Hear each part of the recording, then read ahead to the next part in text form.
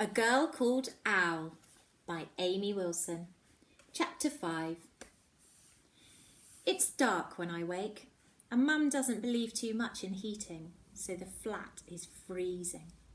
I put thick socks and a hat on before I even get out of bed, wrapping myself in my quilt and stumbling over to the window. It was a night of dreams, of wolves howling and blue fingers that drew frost on windows, of snow-covered mountains and Alberic's strange copper eyes. And now, when I look out of the window, it's like the world was with me. There are no wolves, thank goodness, but on every surface in the darkened street, every rooftop, lintel and tree is a fine layer of frost. The cars sparkle clean and white beneath a pearly sky, and only a single set of footprints marks the glittering pavements, still scattered with autumn leaves now curled and frozen. It's all so quiet and so beautiful. Somehow, I guess through Mum's stories, winter has always held magic for me. All the dirt and grime hidden beneath layers of ice and snow. Anything seems possible. My stomach rumbles. Porridge, that's what I need. I drag the quilt with me into the kitchen. The kettle's on, and Mum's looking out of the window herself, a faraway look on her face. It settles properly today, she says. Yesterday was the first, but this morning is glorious, isn't it? Glorious, I say, shuffling to the cupboard and pulling out the oats. A few spill on the floor. But I do wish we had a microwave, or heating would be good. The heating is on, and here, I'll do the porridge. She takes the oats from me. You make the tea. Could you not find a jumper? The quilt is a little cumbersome, no? It's fine, I say, tucking it around myself and shuffling to get mugs and milk. It's cosy. You know, it's mostly in the mind, she says. You start to shiver and your body tenses, and then, even if you're not actually cold, your mind thinks you are. I'm actually bodily cold, I say, pouring boiling water over the tea bags, wondering what would happen if Mum ever saw my hands covered in frost. Was it real? Could it happen again, just like that? Goodness, Owl, you're going to scald yourself, Mum fusses, coming over as I struggle to hold up the quilt while stirring the tea and fretting silently. Give me that. She whisks the quilt away. Hey! I jump, dropping the spoon. Mum slings the quilt over the back of a kitchen chair and turns back to the porridge. I think she's saying something, but I can't hear her because my skin is screaming at me, tightening as a pale, glittering something sweeps up from my fingertips to my shoulders.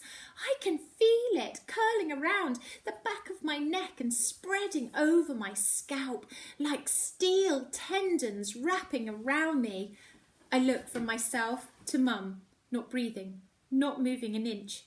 It's happening right now, almost as if I predicted it. What do I do? Call out to her? Run? Stand here like a statue until it passes? Will it pass? What is this?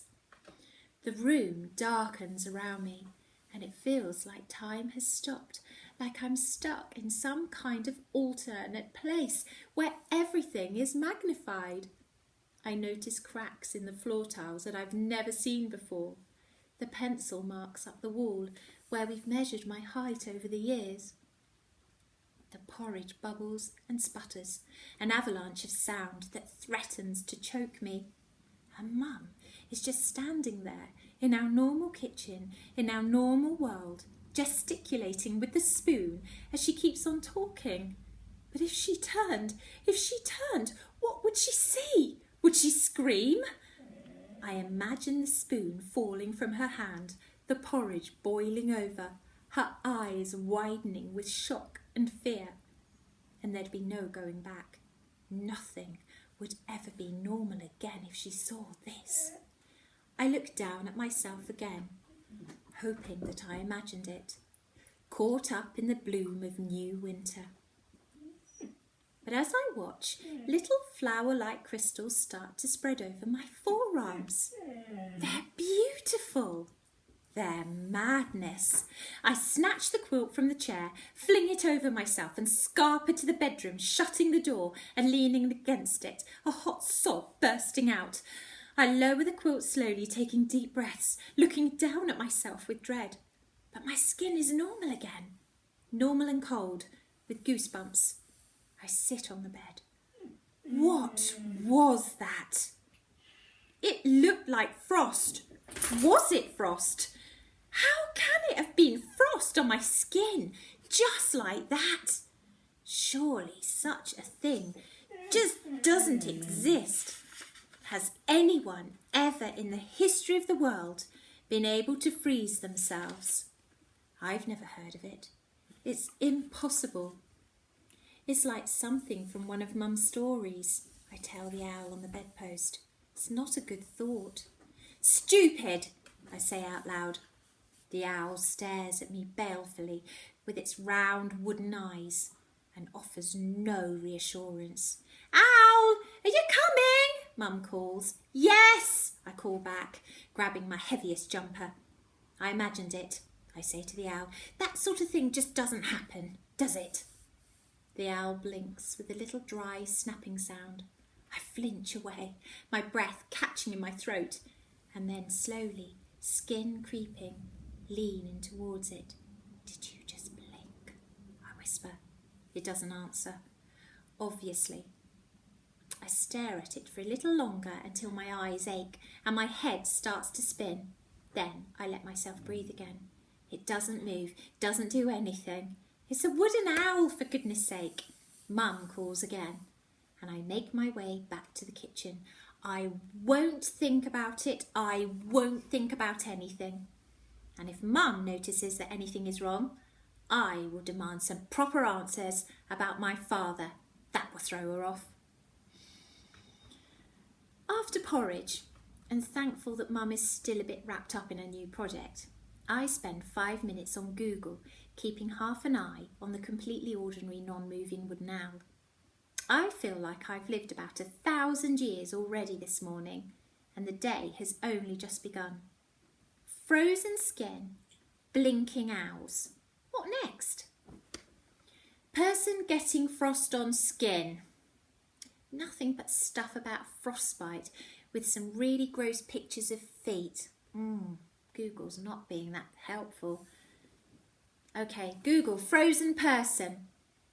All about cryogenic science, freezing people to bring them back to life. Okay, Google, frost on skin. Some weird beauty treatments and something about uremic frost, which is connected to quite bad kidney disease. So then I decide to look up kidney disease, but I definitely don't have that.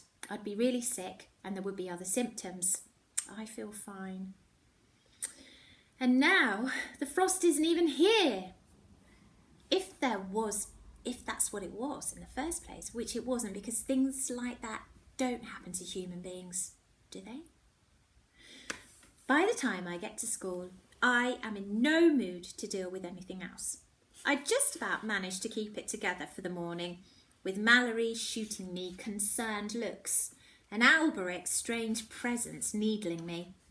I keep my head in my books, do the best listening I've ever done in all the lessons, and then manage to sit at a table with Connor at lunchtime so there's no chance for private conversation. He's too busy trying to steal crisps from Mallory and moaning about Alberic, who thankfully is nowhere to be seen. The guy's a proper freak, he says, as if Mallory and I had asked. We won't talk to anyone. He just mooches about on his own, all weird and intense. He's probably been transferred from doing something morbid. Like what? Someone asks. Oh, I don't know, says Connor, flicking his hair out of his eyes. I don't know, like eating dissected toads or something. Ugh! I tune out and concentrate on trying to stomach my tuna sandwich. Suddenly it tastes toady and disgusting. Al, Mallory says finally, catching up with me as we head towards geography. Al, what is going on with you? I'm fine, I say with a smile. You are so not fine. What is it? Did you ask your mum about your dad? Did she tell you? No and no. She corners me, pushing me up against the lockers while people swell around us, her small face determined. She is small, Mallory, a head shorter than me, brown hair pulled neatly back from her face. Her uniform is always pristine, unlike mine. Mallory, I'm worried. You're not being yourself. I feel the confusion of everything build behind my eyes while she watches me, concern growing on her face. But it's not like a normal problem, is it? Where you tell your best friend and then she says something that will somehow make sense and fixes it. It's not a crush or a row with your mum. I mean, what could she say? What could she do? Ow, please. You would just think I was crazy. And it isn't even anything anyway. She shrugs. Okay, so tell me about nothing. Be crazy. That's fine. At least I'll know about it. Not here, I say, as someone bumps into us, and I notice Alberic heading towards the classroom, his Mohican standing out a mile. After school? Fine. You'll tell me everything. I nod. And in the meantime, will you stop worrying? Okay? Whatever it is, I'll be okay. I do love Mallory.